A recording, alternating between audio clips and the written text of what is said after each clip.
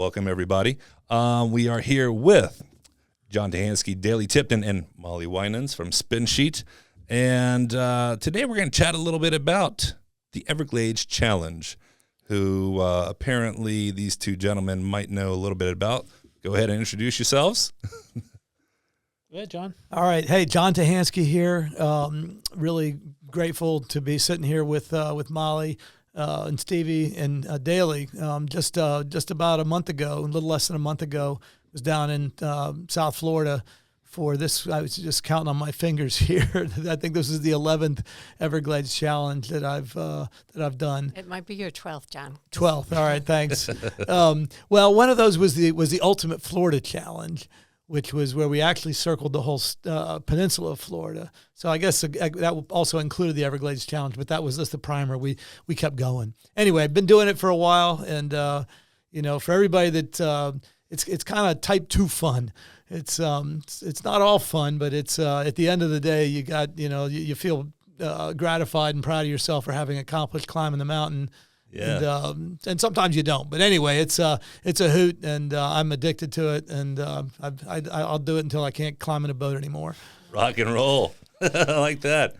And I'm Daily Tipton. Happy to be here as well. Happy to be here with everybody. I do not have the resume that John has with the Everglades Challenge. This year was my second time doing it. I'm a experienced adventure racer and done a lot of stuff with long distance, but kind of entered it on a lark with Bill Vickers, my co-captain on the boat, and we've competed pretty hard for 2 years. And Gotcha. So it's an exciting event and a lot of fun. Takes up a lot of time, though.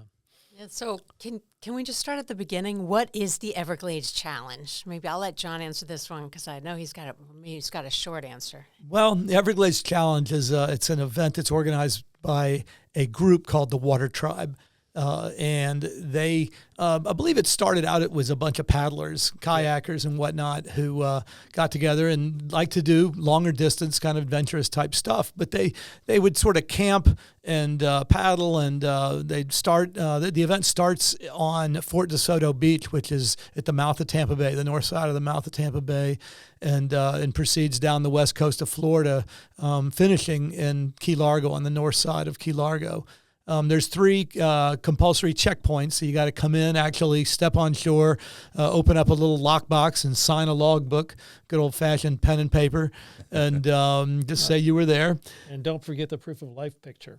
They take a picture of you, prove you're alive. This is So there's true. no Weekend at Bernie's action going on, you know? It's seriously a proof of life picture, and you're like, oh, okay. Yeah, so there's actual what they call checkpoint captains that are on station at each of these checkpoints that are there to greet you and lend you some moral support and whatnot, and take your picture, Awesome. and send you on your way anyway. But it's as the crow flies, it's about a 260 mile event, but the crow flies up in the air straight. Where we go, there's a lot of not going so straight.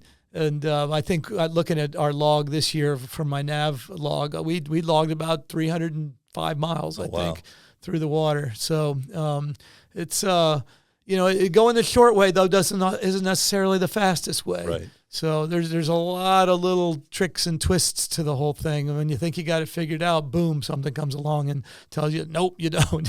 Yeah. So, which is part of the adventure. And sometimes it's comfortable, sometimes it's windy, sometimes it's cold, sometimes it's upwind. There's just every year is different. Everybody says, "Oh, you've done it so many times. Well, why don't you go try doing something different?" So, well, it may be the same course every time, but it is very, very different year to year. Sure. Having done it that many times, maybe there's 2 that are pretty similar to each other out of all those. Otherwise, it's very, very different. Is anyone just do it by paddle anymore, or is it all? There are some absolute unbelievable, I'm not sure what to call them, but just iron people. Marathon paddlers. Paddlers. That I think the guy's record is 58 hours Jeez. And he was on record this year to come in, but I don't know when we left, so I don't know when. Yeah, I don't think he got the record this year, but it was a light air year a couple of years ago where it favored him for sure. And don't get me wrong, and he's a wild man. I think he falls over and lays against a tree and goes to sleep in his kayak. He only gets out to piss or whatever. Yeah, I think. But it's all self-contained in that kayak. Very different experience than what we have on our boat, which Daly thinks is like the Queen Mary. Yeah. And I forgot to ask John who your co-skipper was this year. Oh, for sure. I didn't mean to leave him out. So David Clement, who's a local sailor from down in Florida, Tampa, Florida. He's actually the son of a couple that I first started racing with back in the early 70s. He was born in the late 70s, but we've become good friends over the years, and he's a phenomenal sailor. In fact, David won the event overall his very first time entering it, sailing with a Prindle 19. Now, is it done like by classes, essentially, like, when you win it? My brief look at it, I saw there was a couple Hobies, there was the scow we were talking about earlier, and then there's the kayak folks, and then there's the kayak folks with the little, looks like a little paper bag in the front as a sail. I mean, literally, it's about the size of that sail on that wall. Well, now, are there different little categories that they do? There are. I think there's 5 classes.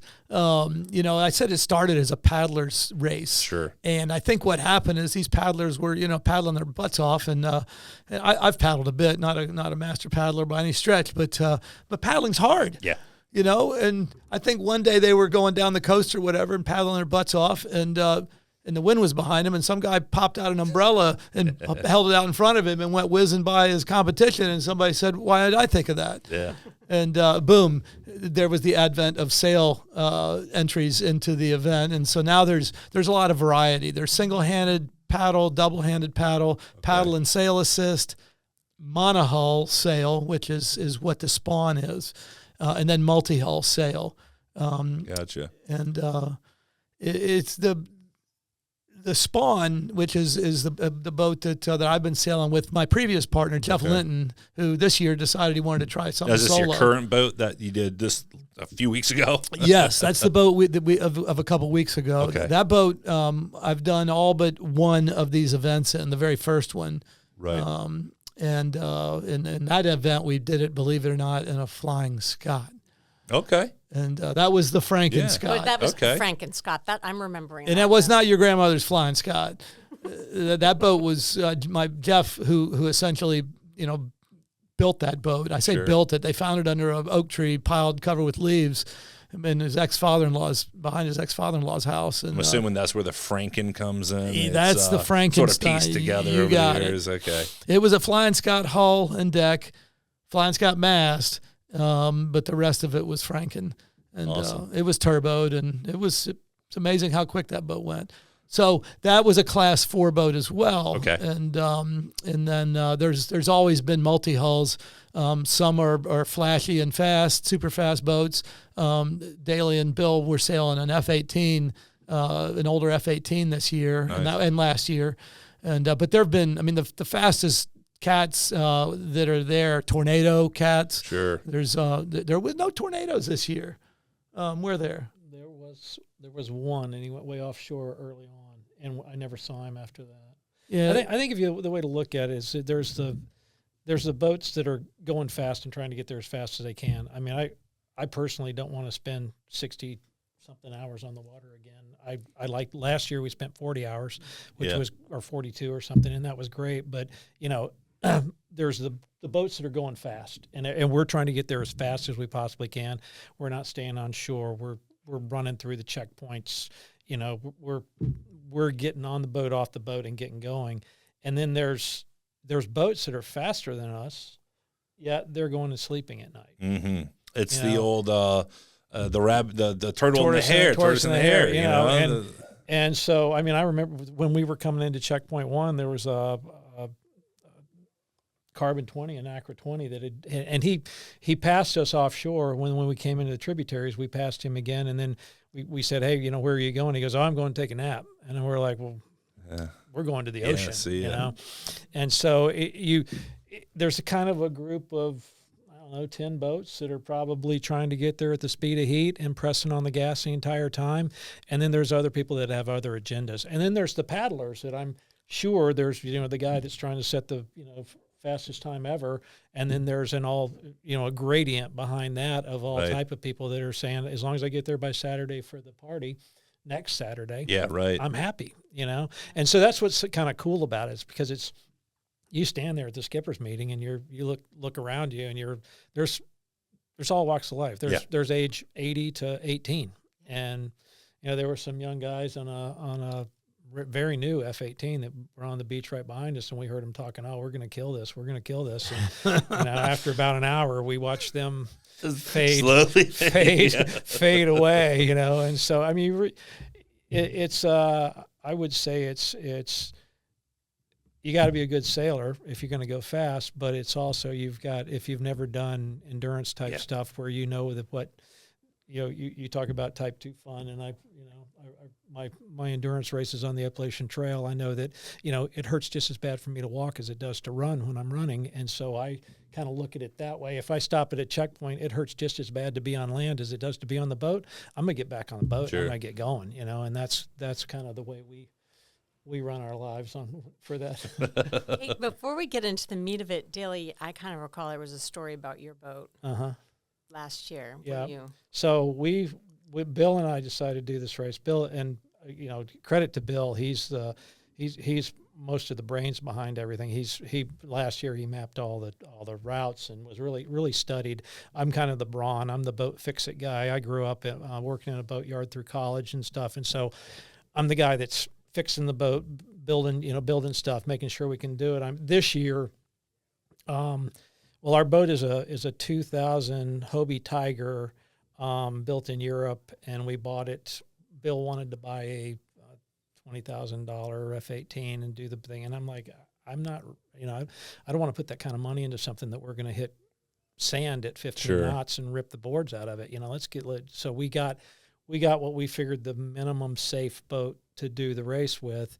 And then last year we didn't do anything except throw gear on it and go. And it was incredibly uncomfortable. No backrest, nothing. The trampoline was mesh.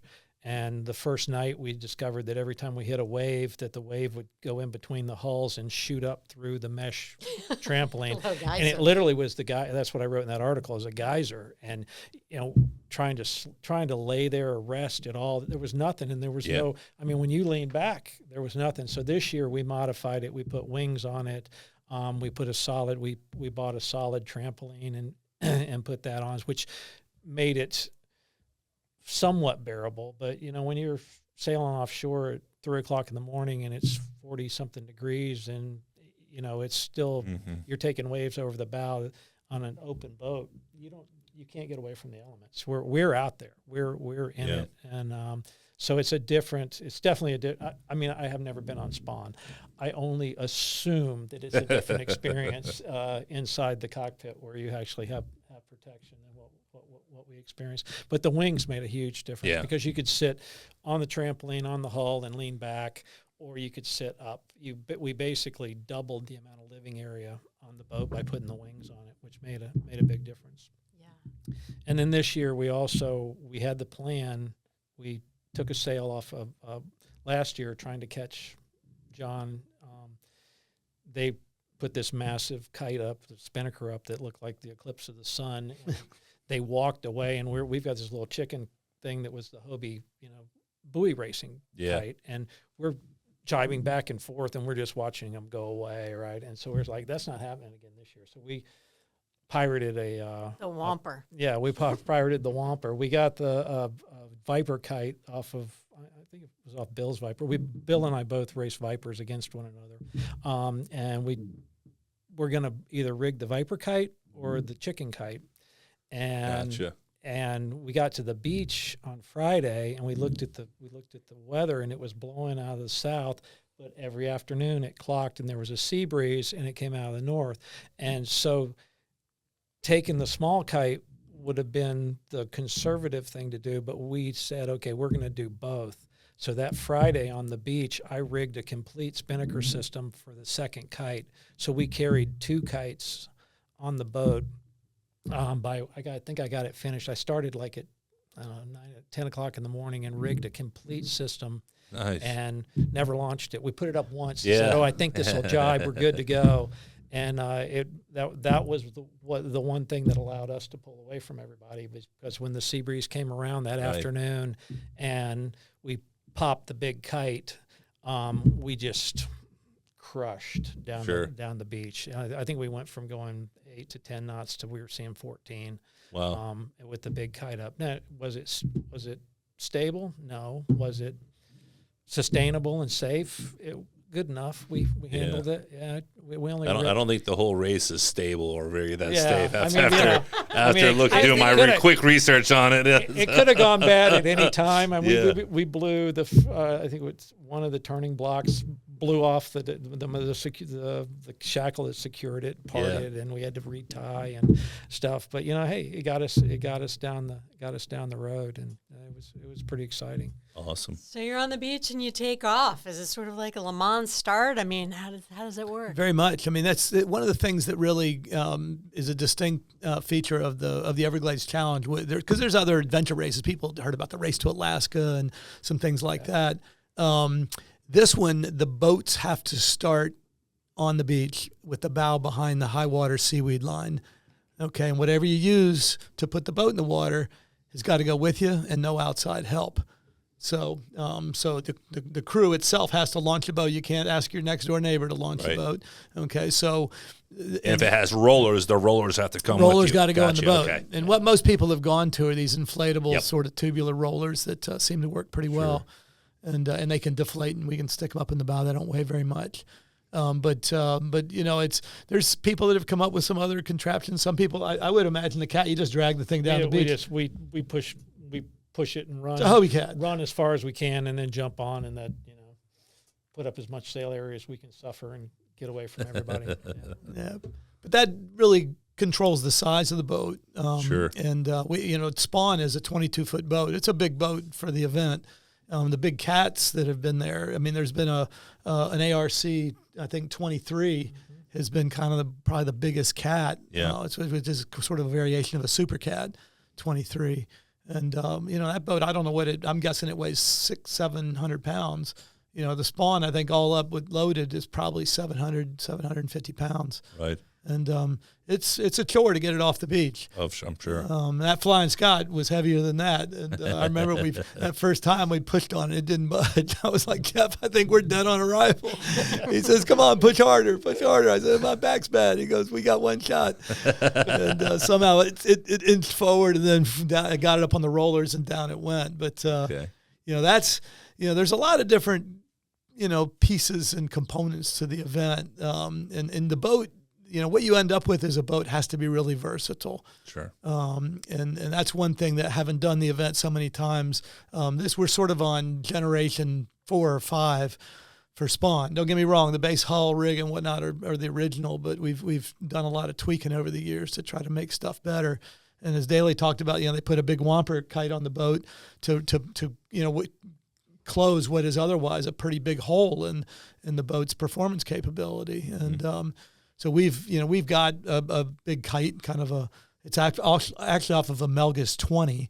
The mast is actually a Melgus 20 mast that was disabled, broken, or whatnot, and Jeff got it for free and put it back together, and voila, we've got a rig.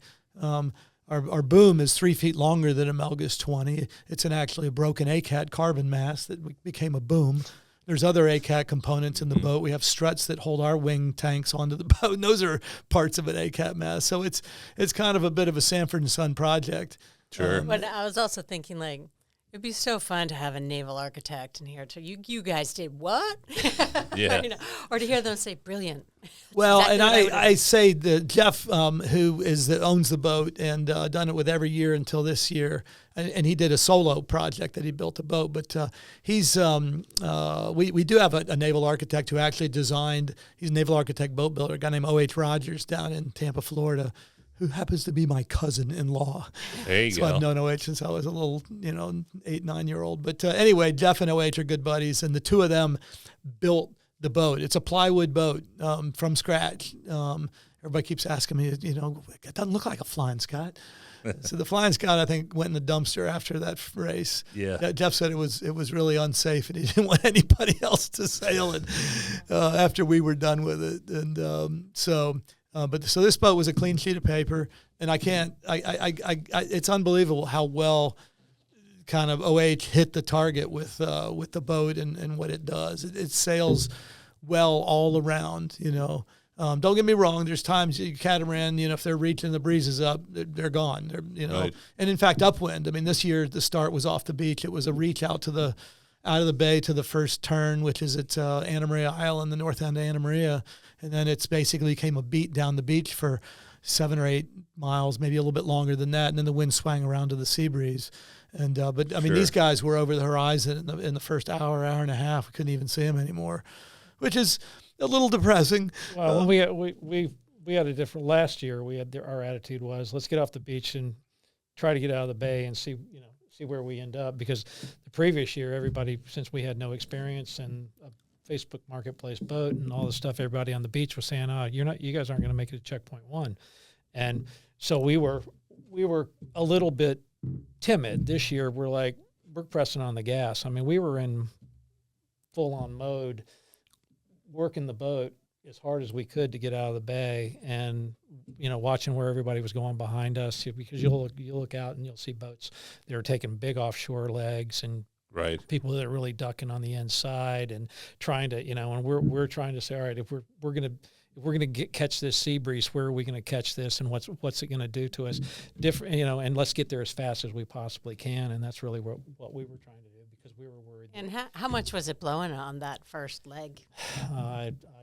I can't. It wasn't windy. Probably 10 to 15, maybe. If that. Yeah. This was a light air, and not a no wind year, but a light air year. There was a couple of spots we were, had little to no wind, but we've had a couple of these events where we've had, honked. Yeah. Yeah. Well, either windy honking or nothing for long periods. And so talk about the versatility again.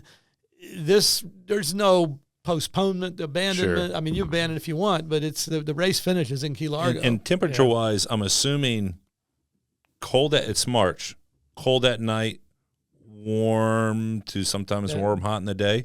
Yeah, it can be. What was it? 80 on the beach the day before when we were there. Probably it was warm. Yeah. It was warm. Yeah. You guys are in wetsuits, I'm assuming. Well, I opt for wetsuit. Bill opted for dry suit. Sure. I haven't spoken with him about but the first night is suffer. Right. I don't care who you are. At least on our boat, the first night is suffer, because no matter what you do, you're going to be wet. And I wear 1 mil full pants, a 2 mil top, and then a spray top over that. And then as the temperature decreases, I pull on more neoprene and more. So I went by the time the 3 o'clock in the morning, I had on a 2 mil tops. I had on 1 mil pants and 5 mil hiking pants over top of that, 3/4 length. And then I had a Musto thermal top, spray top over that. Bill was in a dry suit, and he was shivering that first night pretty good. The year prior, we were not prepared for it. I didn't have enough clothing. Yeah. We were shivering so much that now is part of the rules like you have to have that, like safety wise. Do you have to have like flares or anything, or is there? We have EPIRB. The requirements are you have EPIRB, personal EPIRB, flare. We have flares. You have to have a knife that you can take out with one hand. You have to have a PDF. There's a big list of stuff that you have to have. I mean, it's like you have to have some sort of shelter. You have to have. There's just a really long list of stuff that you need on the boat. Now, the first year, you have to have 2 reefing points in your sail. You have to have the riding equipment, all this stuff. First year, they came and they spent 2 hours going through our boat, guy checking off. Really? Yeah. And, as a newbie, this year, the guy goes, "Oh, you're the guys that came in third last year. Good to go. Have fun." Yeah, right. And so, I mean, I was like, we know what we're doing here.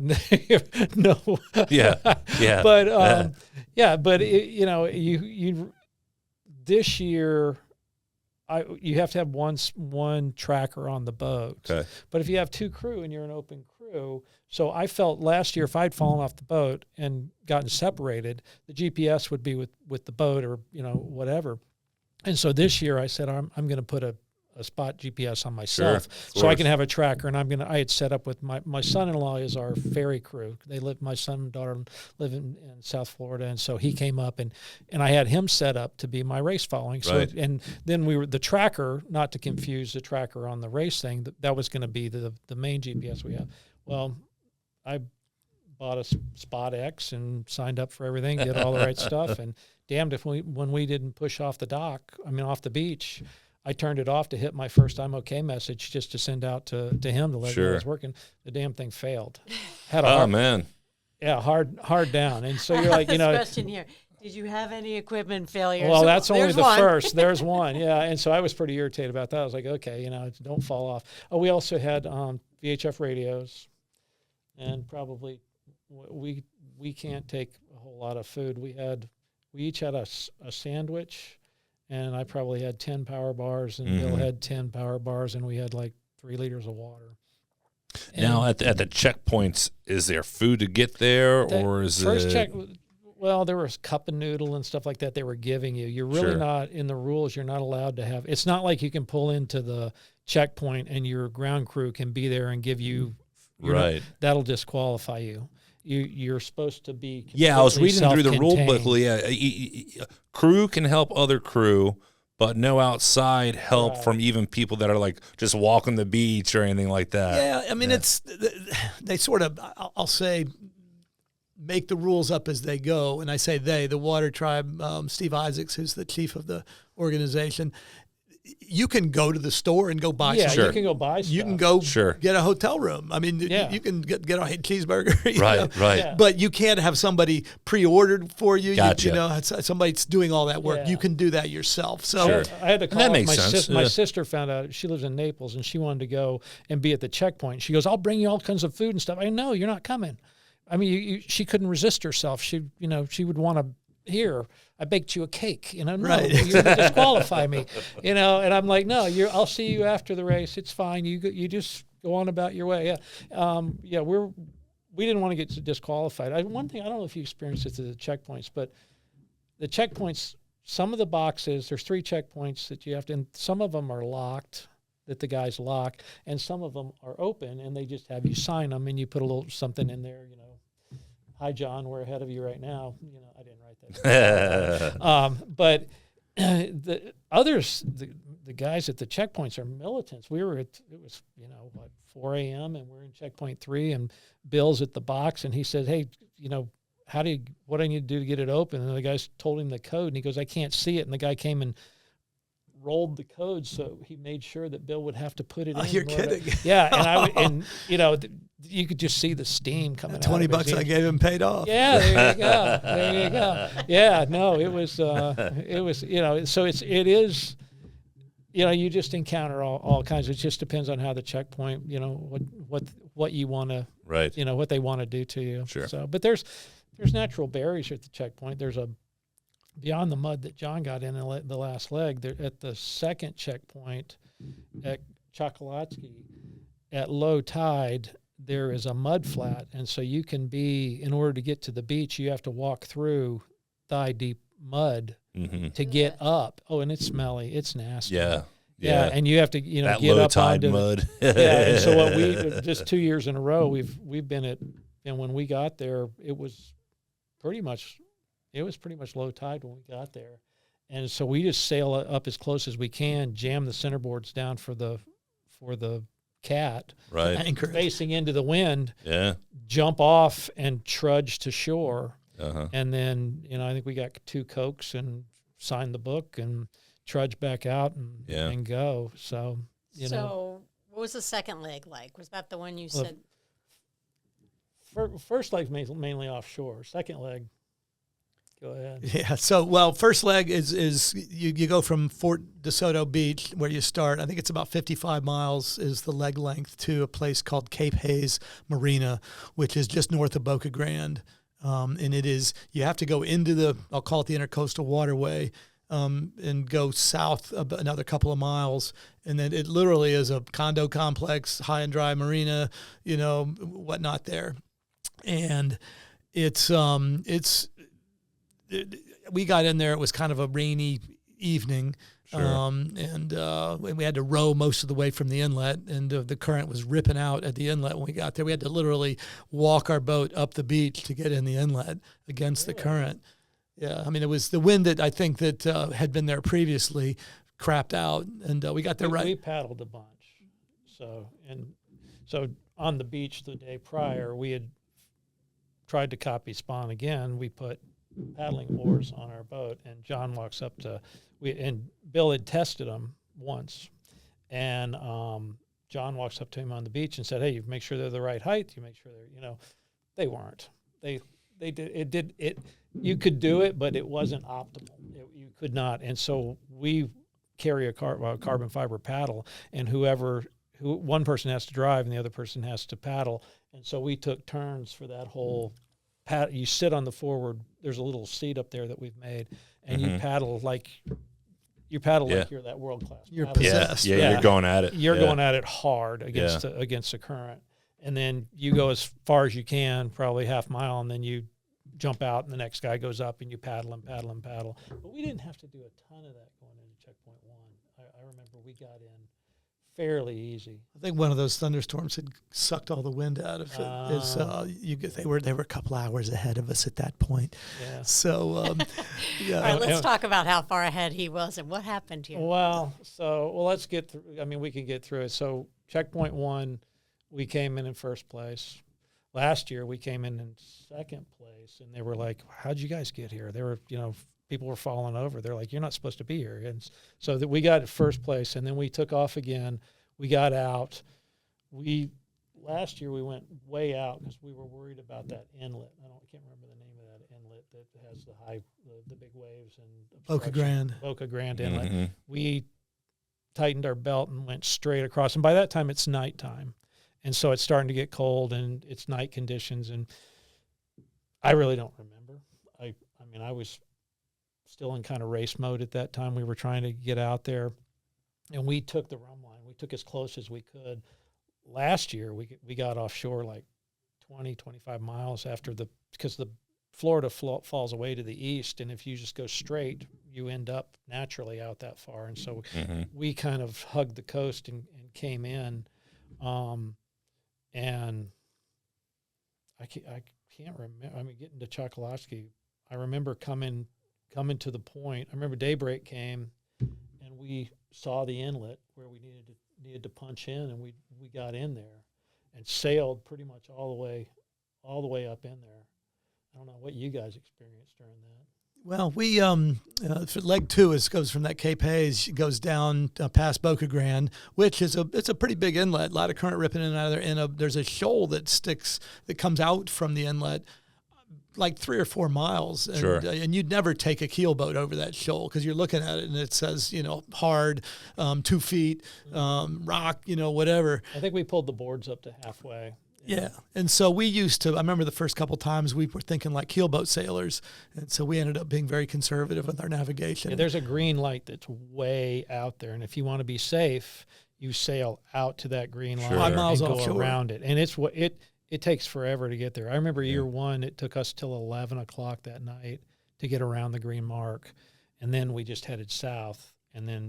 But this year, it was like Daly said, at some point, as you do this more and more, you realize, you know what, you got to completely sort of divide your brain and get rid of all the keelboat thoughts. Now, have y'all ever grounded out there? Okay. Now, with that being said, I'm with the smaller boats that are like kayaks. I'm sure they've hit rocks because they've gotten closer they're going on the inside. Yeah, they're going down the intercoastal. They go straight. Don't they go straight across and go down Sarasota Bay and then? Yeah, they don't. They typically aren't out in the coast. Okay, so they're staying closer shore. Okay, yeah. Some of them will. I mean, has anybody's vessel ever just straight up just taken on too much damage and they called it?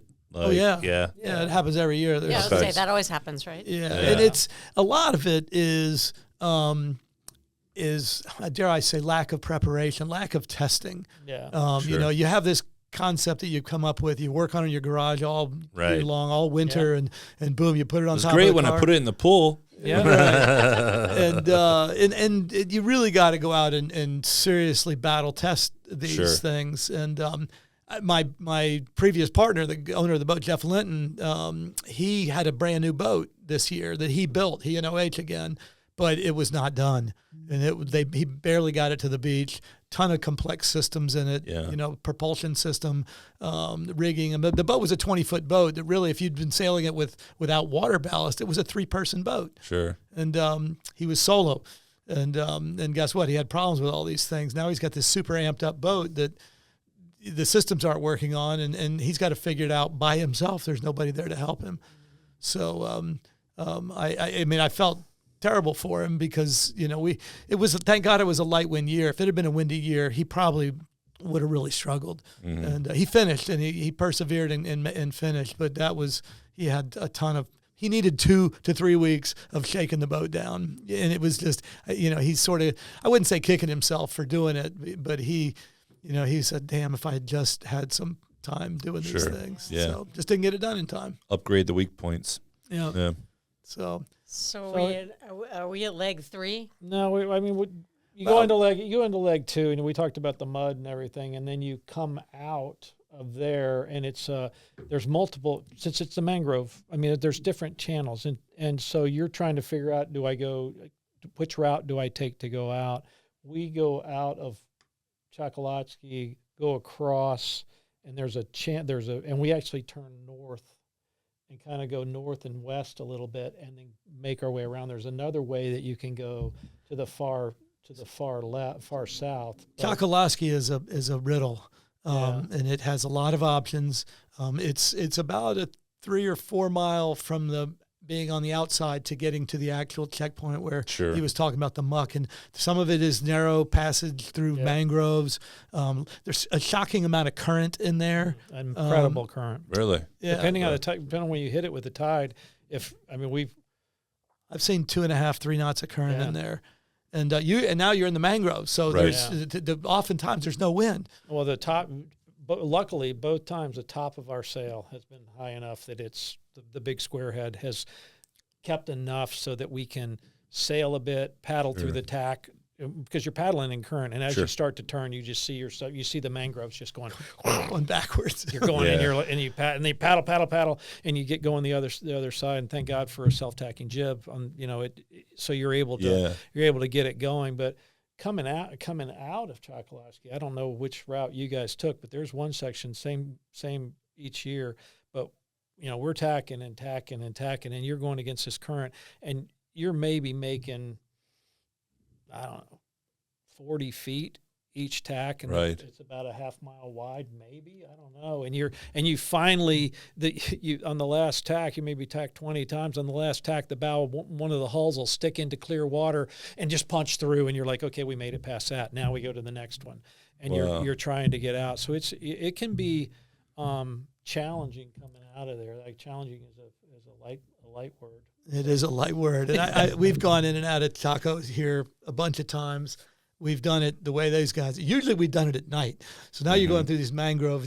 It's a corn maze, and there's no lights. I mean, there's a couple of the beacons have a light on them, but you're all just, navionics on my phone. I mean, I hate to say that's what the primary navigation system, but it is. You can't knock navionics, man. It works. No, it's that thing has got me, a ton of miles. But and here's the difference between the dry boat and the wet boat. By this checkpoint 2, we're starting to have water intrusion into phones, and we're having failures. And then by the second day, all of our contact. I don't know what happens. I mean, my phone works great now, but by Sunday afternoon, it wouldn't charge by laying on a mag plate. We would have to plug it in, and then once you break the seal to go in a waterproof case to plug in, you're starting to get water intrusion, and then things don't want to scroll. Sure. Things, it's by night 2, we're down to minimal nav equipment, and that's happened twice to us now. We would have to figure out that Rubik's cube. And that depends on we've had it this year because it was light to medium. We didn't have a lot of water coming over the deck. But on a rough year, we're wet like catamaran, and we really got to be, thoughtful about how we're managing things like that, the electronics. And oftentimes I will, in those conditions, I'll shut the phone off. Yeah. I'll put it away, put it in a dry bag or a dry box, and hooked to a charger, so it's as topped off as it can be, and then just only pull it out when we need it. And we got redundance. I got a backup iPad. I have a Garmin, not a wrist watch, but an old Fortrex Garmin that has certain waypoints plugged into it, and that thing is bulletproof. Yeah. And we have an iPad in a zip bag, just so that those are all tucked away just in case. Sure. For that exact reason, when something goes wrong, what's our backup? Yeah. And we need a backup to the backup. Yep. And I think that's our, being 2 years into this, that's our biggest Achilles heel right now, is that, trying to figure out how you have that backup to the backup in that exposed environment where, like last year, we took an iPad with us. The iPad became useless after 40 hours. It just didn't want to work anymore. You could turn it on, and it would, in the waterproof case, it would turn on, and you could see, oh, great, avionics, and then you start to scroll, no scroll. So as soon as your little went off the thing, you'd have to turn it off and turn it back on again, so you can see where. The other thing, hindsight, for year one, we assumed we would have some form of a phone or something to give you a heads-up display, to give you a heading. We didn't have a compass on the boat year one. So when this year we put a Vacaros off one of the Vipers on it, which was great because you had a heading. Hold 156, okay, all night long. That's our heading. And then you didn't have to have the iPhone in front of you all the time. Year one, we lost everything coming out of checkpoint 3, and Bill finagled to get us a heading off by turning the phone on and off, and then he said, "Get on the heading," and I go, "I'm on the heading," and he goes, "Okay, pick a star." Yeah. And I literally put a star on the headstay until we got to the mouth of the first inlet, so that we could put lights on the channel markers for, and so you improvised, you're. I have noticed that in everything you guys say, I can feel the addiction of this race, because it's like, next year we're going to do it. Yeah. I haven't heard any one of you go, because this is my last race. No. Yeah. So into that, when Molly reached out to me and she said, "Hey, I got these guys that did the Everglades Challenge," and I was like, I think I heard about that. My buddy George, who's from Bradenton, Eustis area, he mentioned it to me a couple times, but I never really looked into it. And just like, anything, I do my homework before I have people on.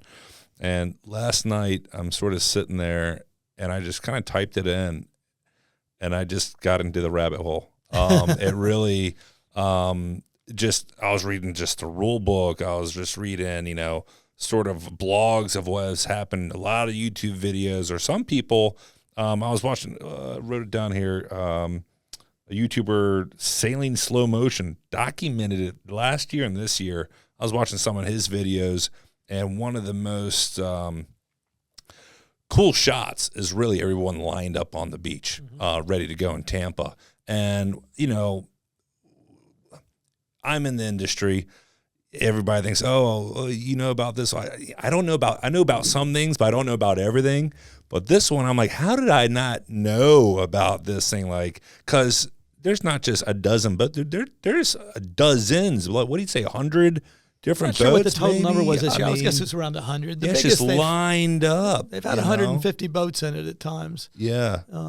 We have a video of this start. I'll share it with you. Yeah, after this. please. My son-in-law, they told him he couldn't run his drone from the beach, so he went and stood in waist deep water and ran a drone at the start. And there you go. Followed the boats out and everything. It's actually pretty cool. I'll share it with you. But yeah, it's a big thing. One of the things is, since nobody goes by their names, everybody has a Watertribe name. Sure.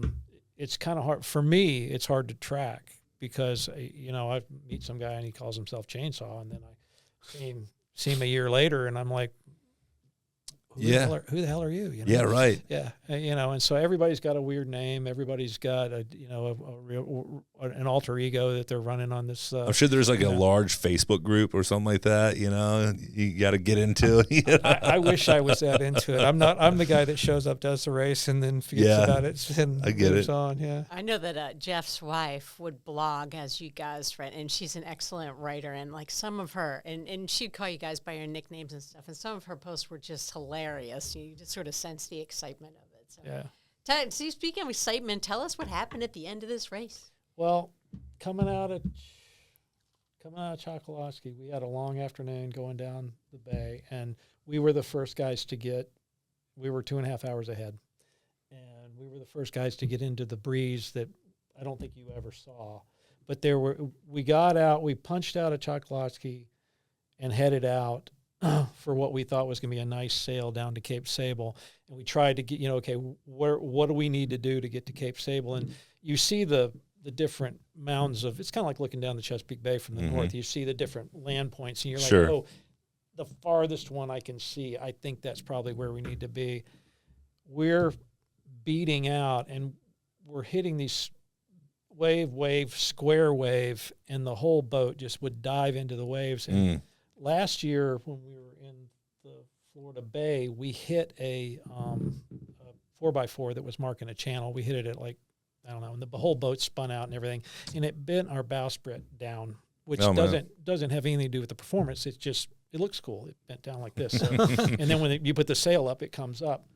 Well, we didn't realize how far down it was. So what was happening is when we hit those waves, there's a sock on the bowsprit that holds the spinnaker. Sure. And that would go into the wave, and the whole boat would just loading stop, up. and it would load it up the entire rig, and it would go, and then it would come out, and we'd go 3-4 waves again. Yeah. And as we were doing one of those decelerations, we heard a snap, a popping noise, and Bill goes, "What was that?" And I'm like, I have no idea. I'm looking around, and by that time you'd been up for forever, and it's hard to process. This is what's Sunday going afternoon, on. so Sunday 36 afternoon. hours. Yeah, I'll after say, the how many start. hours in is this? Yeah, this is I don't know, it's good. It's probably 4 o'clock on Sunday afternoon, and we're hitting these waves, and we're trying to. And so the first thing I said, Bill, we got to beach the boat over on one of these beaches and get that. We've got to tie that sock because it hangs by a piece of Spectra that's like that long. So we can tie that thing up. And then we got talking about it, and I realized that I had the whomper, and I didn't think we were going to use the whomper again. So we tied the halyard of the whomper took it off and took the tack line off, ran that out, and then I just hoisted the bowsprit, which that solved that problem. And then we realized we couldn't point, and we're like, what the heck is going on? We couldn't point.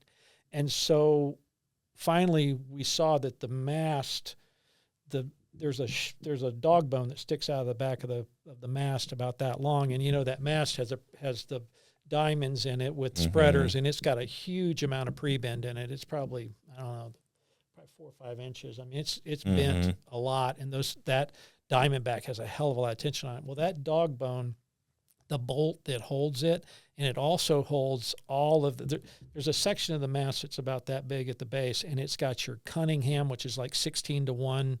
There's all kinds of pressure down there, your main halyard, everything, and that foot that holds the mast. So the mast is optimal when you're going upwind. It's pointing at the breeze, right? Sure. So the main is, you can flatten the main and everything. That dog bone had snapped off the mast.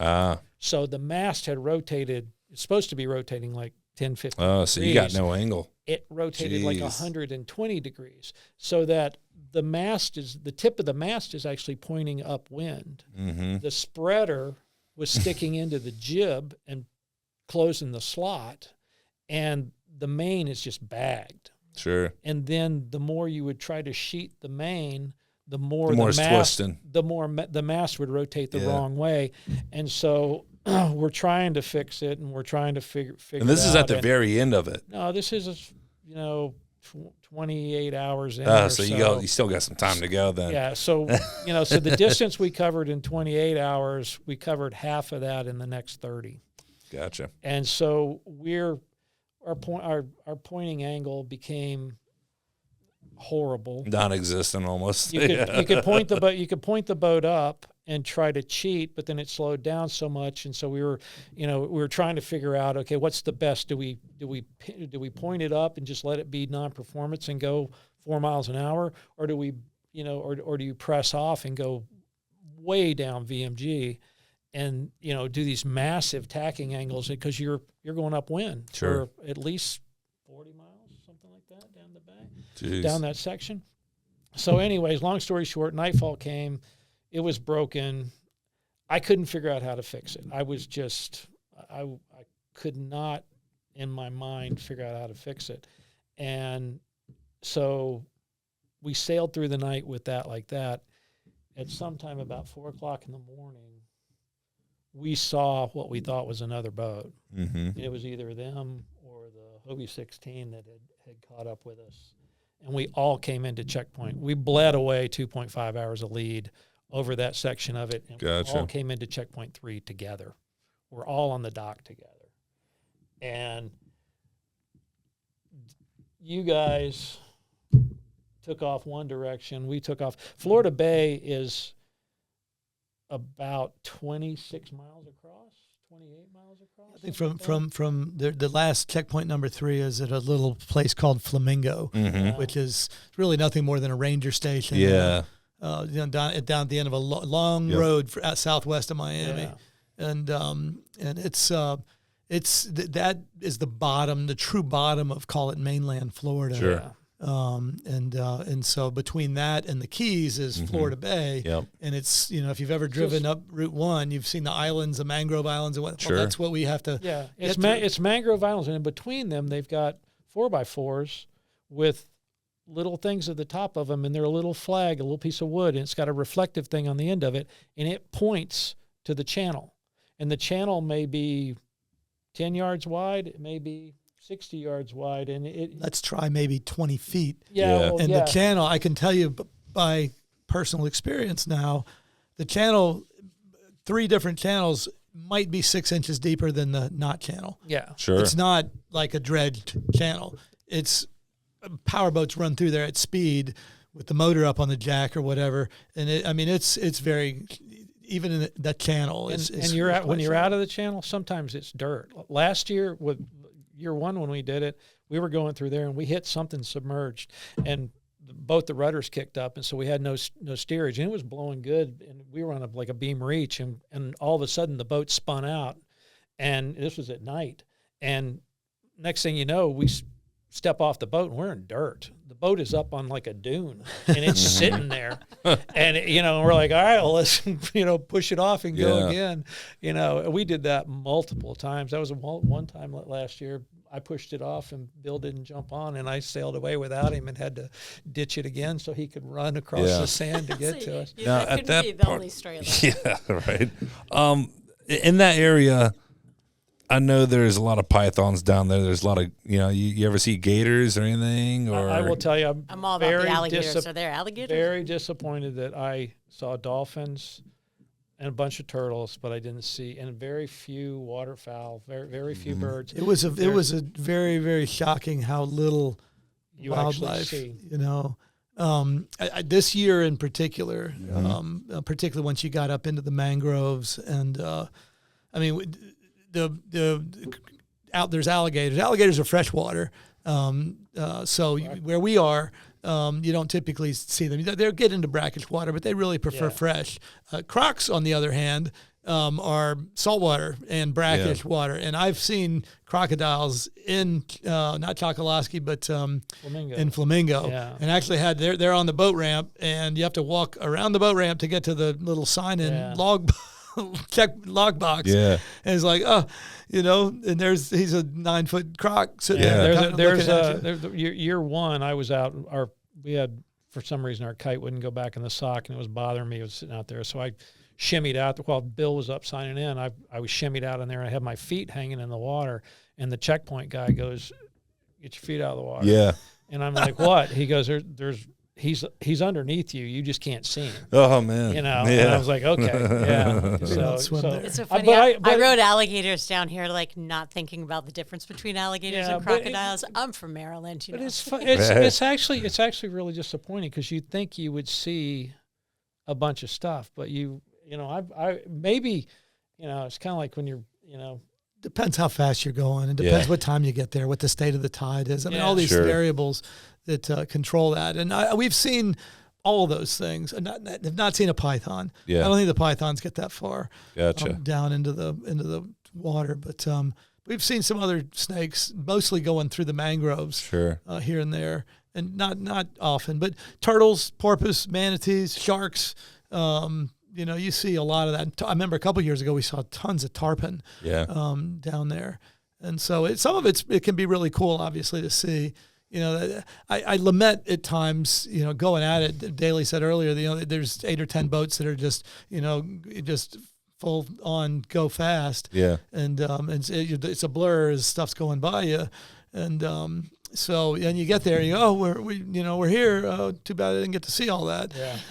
I didn't see year one. I remember seeing because the hurricane remnants were still around, and when we were going along about where the boat broke, there was a pine trees along, and in the top of the pine trees there was probably a 40-foot sailing vessel stuck up in the pine trees. Wow. And I was my joke to Bill, I go, how much do you think that winter storage is? Yeah, right. Yeah. So just to add a little color to his that last 2 legs, we were coming down to Flamingo, and they again had been 2.5 hours ahead of us. It's like, something dramatic is going to have to happen for us to be able to make up that time. And whether it's in our control or not, you got to keep pushing. It ain't over till it's over. I've learned that. But I remember as we're coming down past Cape Sable or approaching Cape Sable, I'm navigating on my phone, and it's 2 a.m, and we're tired. And as we're closing with Flamingo, the cell service came back briefly. Uh-huh. And I just happened to be, I had 3 or 4 applications open, and I saw the tracker, and their icon was on the tracker. Ours wasn't, but theirs was. Okay. And it was not right there. It was not very far in front of us, and I couldn't see exactly where we were on that tracker, but I knew where we were just from my navionics. I said, "Well, that's odd. They're within a mile or 2 of us." And I said, "Well, only their icon was on there. It was probably an old ping, It's so we'll put my phone down again and went sailing. We came around the corner at Cape Sable. Now we're going upwind about 8 or 9 miles to get from the corner to Flamingo, and my partner on the boat, Dave, he says, I just saw a red light. And I saw, it's black. I mean, there's nothing out there. Yeah, it was dark. And there was supposed to be a moon this year, but I never saw it. But I went into the boat. It was a really nice night. It was only blowing 8 knots, 6 or 8 knots. It was upwind, smooth water. So it wasn't challenging from the sailing standpoint. Sure.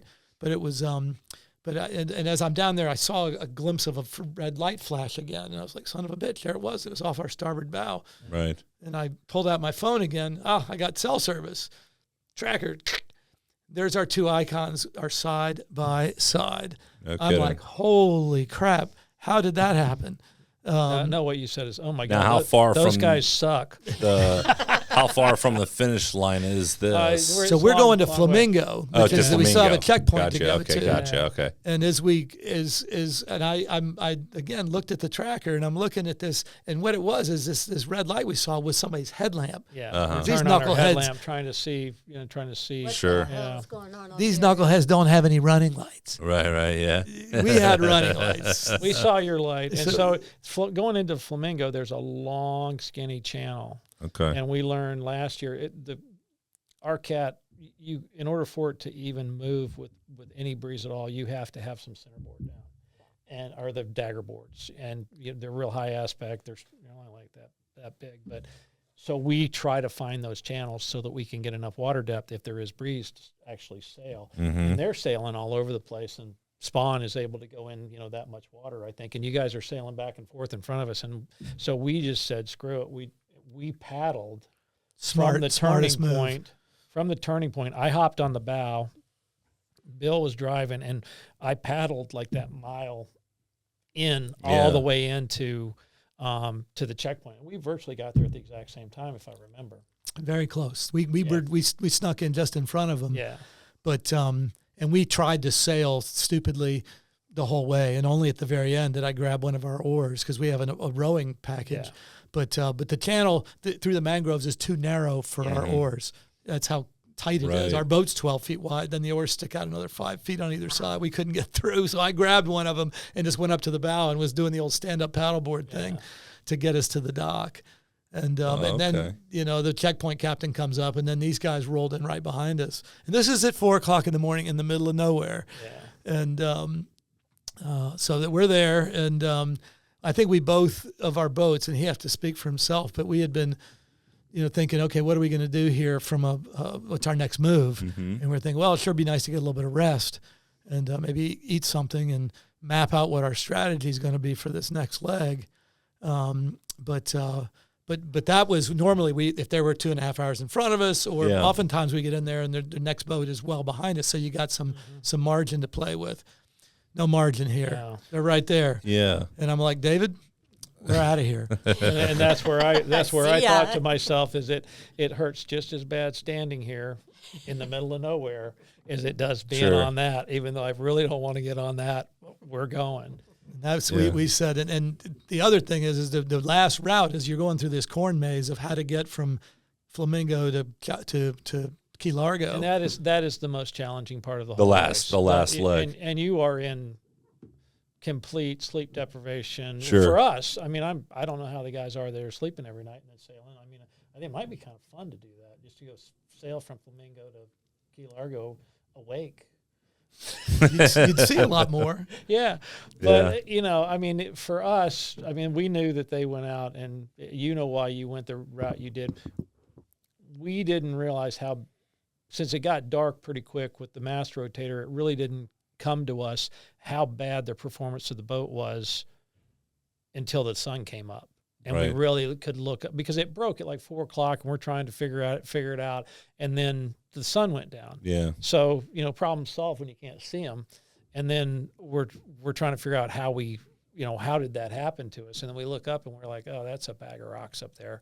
So we decided to take the southerly route, which we had not taken before, but we knew that there was no way we could point or even tack with the sail performance that we had through that corn maze. So we took a 40-mile route that went down. Mm-hmm. It was a northeasterly, so we went down, and we had enough to go straight down. And you have to pick up these channels. So you're sailing along on its heading, and when it's dark, you're flashing your light up, and then all of a sudden you'll see a reflector. And you have to decide, is that reflector pointing this way or is it pointing that way? And if it's pointing that way, you sail at it and you want to take it on that side, because if you take it on the other side, you're in the dirt. Yep. And so you do that, and then when you get to that one, you flash the next one, and you find it, and you go to that one. It's basically point to point to point to point to point, and then you're through that. And then you have to figure out, okay, well, where's the next reflector? Sure. And that's where the navigation part comes into play, and it is the most challenging, I think. Oh, for sure. And doing it at night only the first part of this one was at night this year, but we've done the whole last leg at night. I think it's easier at least half the time. I think it's easier at night, because when you're flashed, even at a mile away, when you flash one of those things, they give you a report, and you can sail to them. Where during the daytime, you're trying to pick out a 4x4 sticking out of the mud 12 feet with a little tag on top of it.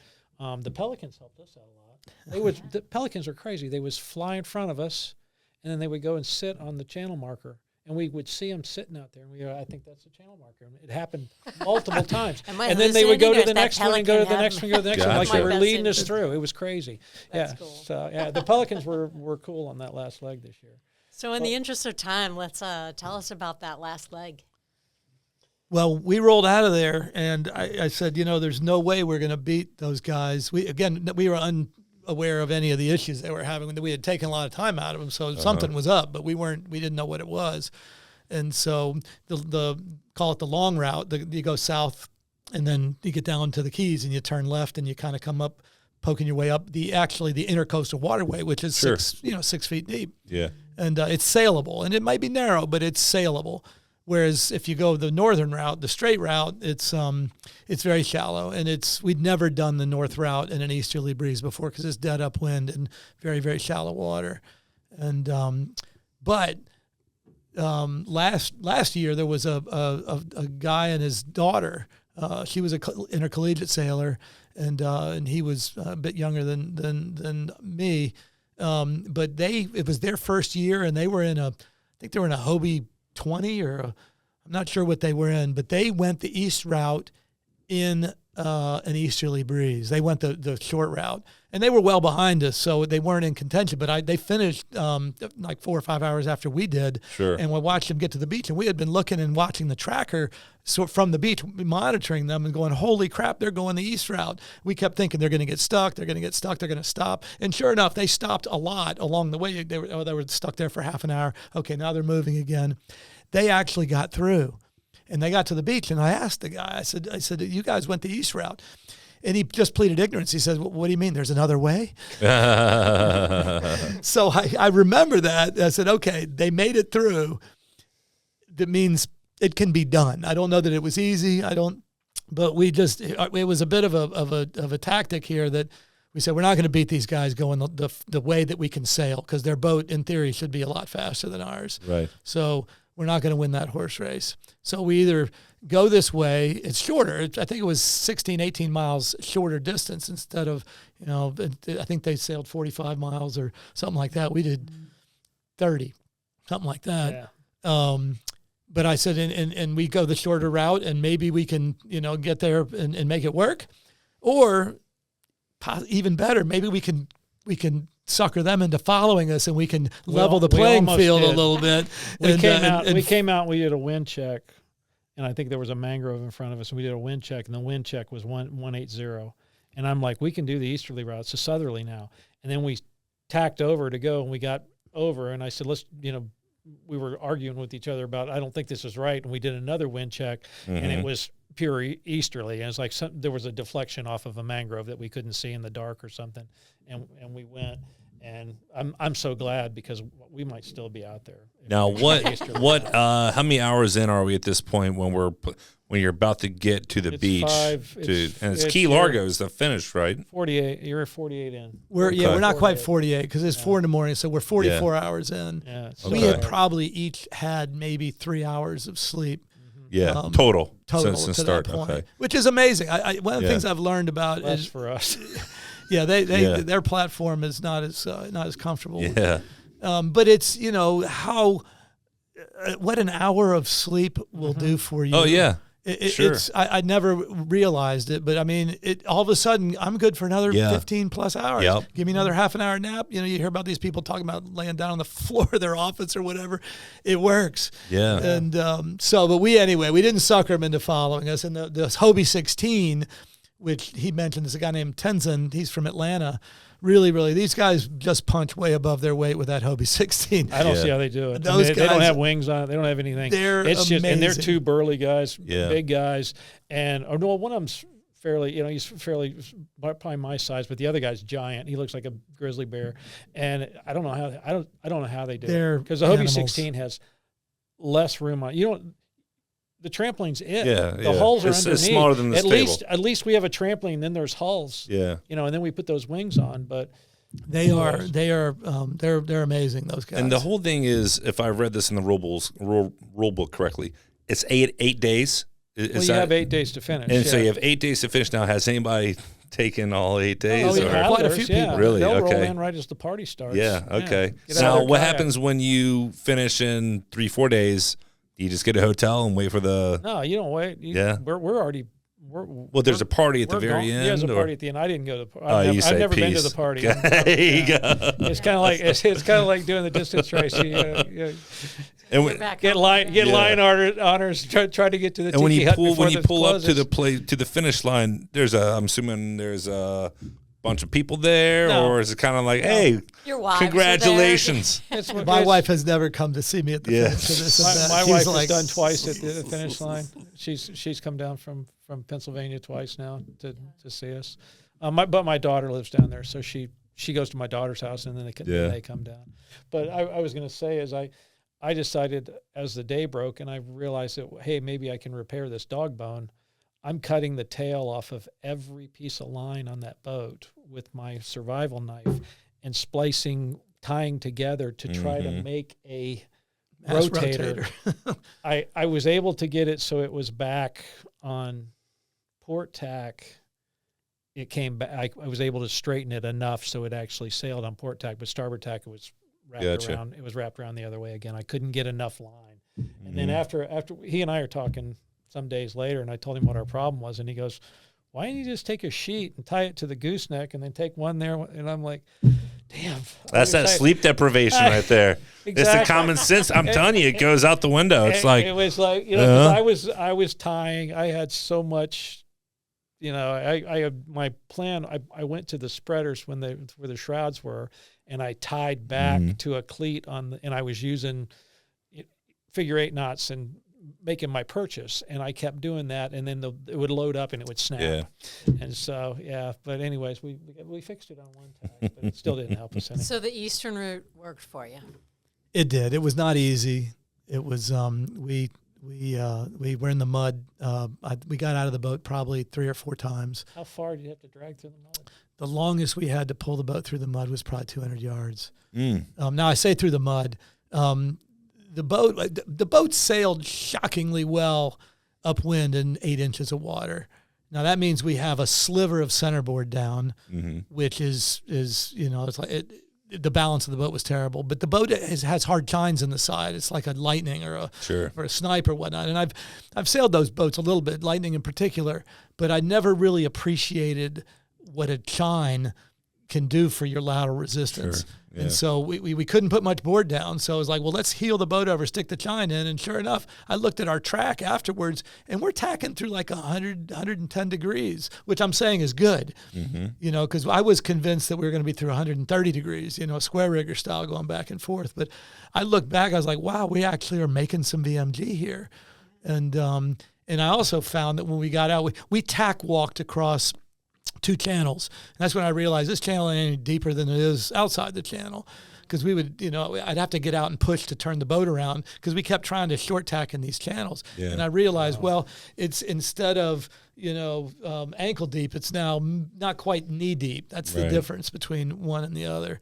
And that's when you could walk, because sometimes the muck was just heinous. And in fact, the hardest walk that we had to do, we were tack walking this thing up this channel, and my partner, he was unbelievable in terms of just his team mentality, his spirit, and I'll call myself the strategist. We sort of voted, okay, JT, you're going to do the strategy here and navigate, and I left plenty of opportunity to be critical. I mean, there was a lot of things that he coulda, shoulda, woulda, second guess. Say, why are we doing this? Why are we doing that? And he didn't. He did his most dissenting point of the race, though, was we're in this channel that's referred to as the Twisty Mile. And we managed to skid into it about maybe not quite halfway across the mile-long channel. And now we're we couldn't get any further upwind than that. Now we're trying to tack, and we're going. We thought that the channel was 2 feet deep, and we would just short tack the thing. Well, we skidded out of the channel where ground stopped. Finally, I got out. I said, now I'm just going to walk ourselves, see what it's like to walk this thing. Again, knee deep muck. That's when I realized this channel is maybe 20 feet wide, and it's 6 inches deeper than it is over there. So it's not deeper here. It's full of crap. Looking at this dotted line on here saying there's a channel. And David, the dissenting moment was, he goes, how long did you say this channel was? What was the name of this channel? I said, the Twisty Mile. And how far along are we? He said, we're going to do this for another half a mile. I said, you know what, David, you're right. My problem was that was plan B. Plan A was a little channel called the Crocodile Dragover. And I said, if we're going to have to get out of this boat and push, I don't want to be anywhere near anything called the Crocodile Dragover. I don't think so. So we went to plan B, which was the Twisty Mile, which was dead upwind. That was out. Now I'm like, we skidded back out of where we were, and I was like, David, it's okay, what's next? I said, well, plan C. What's plan C? I'm not sure. There you go. And at that point, we're saying, where the hell are these guys? We're back out of cell service, so we don't have any track or anything. It's like, oh, my God. So we were going down, and what should have been, what's indicated on the chart as water, is a sandbar. It's just, it's dry. We ran into a couple of and those I'm like, as well. that's not supposed to be sand there. Yeah. And we're sailing down, and we saw a little. Oh, that was before the last hurricane. Yeah. The sandbar kind of disappeared where there was maybe a little, call it a cut in the sandbar, maybe 20 yards wide. I was like, plan C. Yeah. We're going over there. And we sort of skidded over to that, got as close to it as we could. We're about, you could see the blue water on the opposite side that was deep water again. And it was about 200 yards. And we got out and we started pushing. And again, you'd get one good step where you went about ankle deep, and then you'd get 2 or 3 steps where it was knee deep. And oh my God, it took us, I don't know how long it took us, but I'm guessing an hour and a half to 2 hours to go this 200 yards. The first part, the boat was floating because we probably had 6 inches of water. Well, as we got closer, the water's getting shallower. And it's like, now we're dragging the boat through the mud. And the question is, how much shallower is it going to get? Because it's like a tractor pull, when the weight moves up on the sled of the tractors they're driving around the stadium, it's getting heavier and harder, which means you have to push harder with your foot, which means your foot goes deeper into the muck. At this point, it was very, very doubtful that we're going to make it through. And the problem is every inch we go that way, if we bail, is the inch we got to come back and drag it the other way. And so. Well, here's the ultimate question. You doing it next year? Hell yeah. I guess technically. No, I guess it is next year, because it just happened. It does happen. Yeah, anyway, we got through, and at that point, it we had a few more little challenges, but nothing like that. Mm-hmm. And as we sailed, we kind of angled over to the south towards Islamorada and Tavernier, I guess it was, and we cell service again, and we got there, got the tracker, and we were ahead. It was like, oh my God, we were sure that we'd lost all this time in the muck. And, no, that thing wouldn't go upwind at all. And you guys won your class, didn't you? Yeah, we were the first to finish, so we won. Yeah. Our boat it's a Class 4 monohull, but I don't want to use the word a cheater boat, but nobody's got anything that can come close to it. There was an E-Scow this year. There's a few contraptions that show up, but most of them are untested. Sure. And I'll tell you what, the Spawn is an amazing boat. I was doing the numbers on it. I have after this year, I have 4,800 miles. Holy crap! Wow. Jeez. More miles than that. I'm just glad if we were worried that the Hobie 16 was going to come. They didn't finish till the next day, but to get beat by John, that's palatable. I mean, we can. There you go.